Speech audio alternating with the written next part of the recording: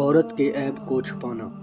حضرت شبی رضی اللہ تعالی عنہ کہتے ہیں، ایک آدمی نے آ کر حضرت عمر بن خطاب رضی اللہ تعالی عنہ کی خدمت میں عرض کیا کہ میری ایک بیٹی تھی جسے میں نے زمانہ جاہلیت میں ایک دفعہ تو زندہ قبر میں دفن کر دیا تھا، لیکن مرنے سے پہلے اسے باہر نکال لیا تھا۔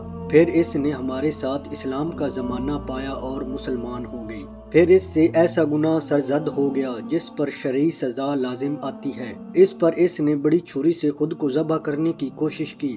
ہم لوگ موقع پر پہنچ گئے اور اسے بچا لیا، لیکن اس کے گلے کی کچھ رگیں کٹ گئی تھی۔ پھر ہم نے اس کا علاج کیا اور وہ ٹھیک ہو گئی۔ اس کے بعد اس نے توبہ کی اور اس کی دینی حالت بہت اچھی ہو گئی۔ اب ایک قوم کے لوگ اس کی شادی کا پیغام دے رہے ہیں، میں انہیں اس کی ساری باتیں بتا دوں؟ حضرت عمر رضی اللہ تعالی عنہ نے کہا، اللہ نے تو اس کا عیب چھپایا تھا، تم اسے زہر کرنا چاہتے ہو؟ اللہ کی قسم اگر تم نے کسی کو اس لڑکی کی کوئی بات بتائی تو میں تمہیں ایسی سزا دوں گا جس سے تمام شہریوں کو عبرت ہوگی، بلکہ اس کی شادی اسی طرح کرو جس طرح ایک پاک دامن مسلمان عورت کی جاتی ہے۔